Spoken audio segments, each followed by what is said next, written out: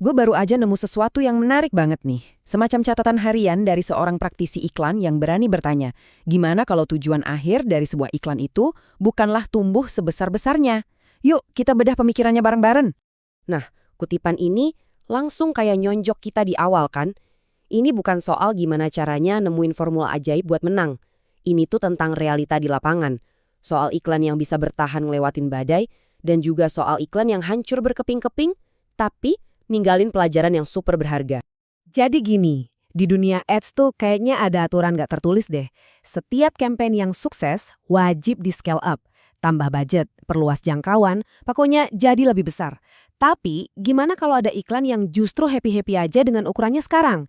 Gimana kalau tujuannya bukan jadi raksasa, tapi sekedar cukup? Nah, ini dia nih intinya.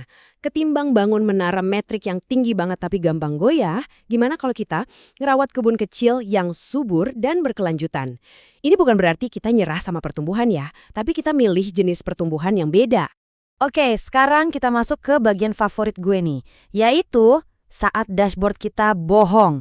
Yep, kita bakal lihat contoh-contoh nyata di mana angka hijau yang kinclong di layar ternyata nutupin kebenaran yang pahit banget. Oke, kasus pertama. Kedengarannya biasa aja sih, iklan boneka beruang. Maksudnya, apa sih yang bisa salah ya kan? Eits, tunggu dulu, sampai kalian lihat siapa sebenarnya yang beli. Ini benar-benar di luar nalar. Dan jeng-jeng, ini dia momen ahanya. Di layar, di dashboard, iklan ini kelihatan sukses banget. Cewek-cewek ngebanjirin kolom komen pakai emoji hati. Tapi, di kasir, sepi. 0 penjualan.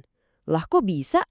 Karena yang beneran datang ke toko, yang ngeluarin dompet, itu para cowok yang nyari kado. Kaget kan?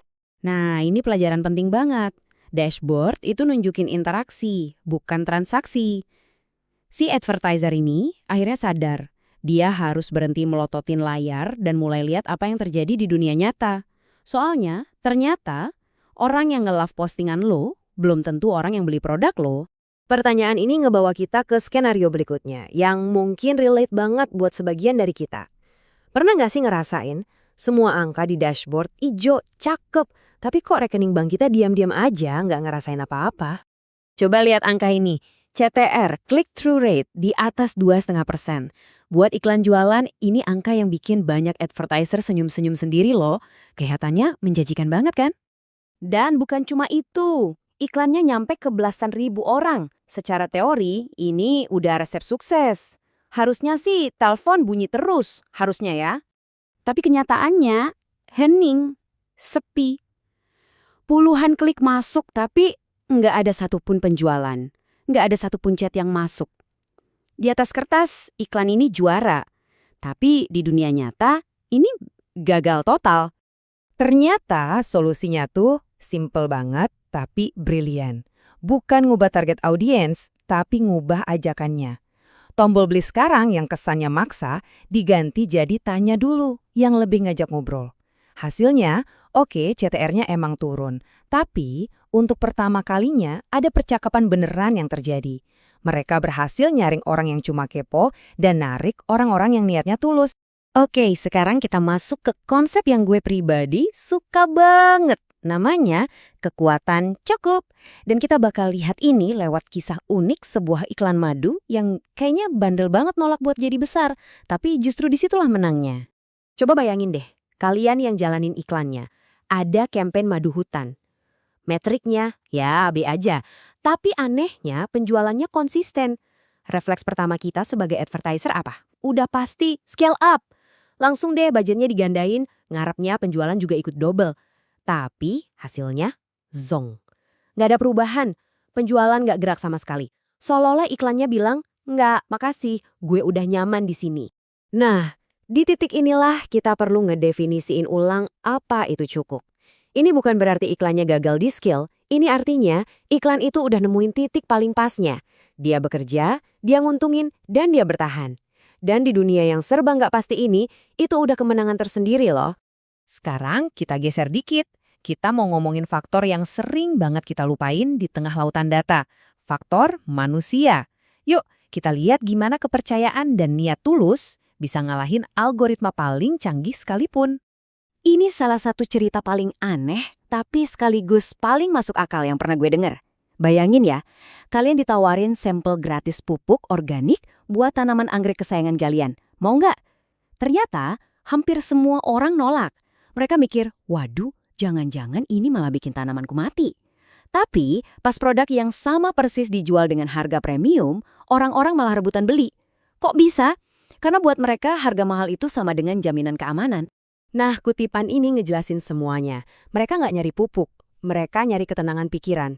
Ini udah bukan soal nutrisi tanaman lagi, ini soal ngelindungin sesuatu yang mereka sayang. Harga cuma jadi cara buat beli rasa percaya. Dan yang terakhir, ada kisah yang bener-bener bikin terenyuh. Sebuah kampanye donasi yang secara teknis, acak-acakan, settingannya salah, tapi ajaibnya, donasi ngalir terus. Kuncinya di sini. Pesannya itu bukan donasi sekarang, tapi sebuah doa yang tulus. Semoga yang sakit hari ini segera sembuh. Orang berdonasi bukan karena teknik marketingnya jago, tapi karena ketulusan pesannya nyentuh hati mereka.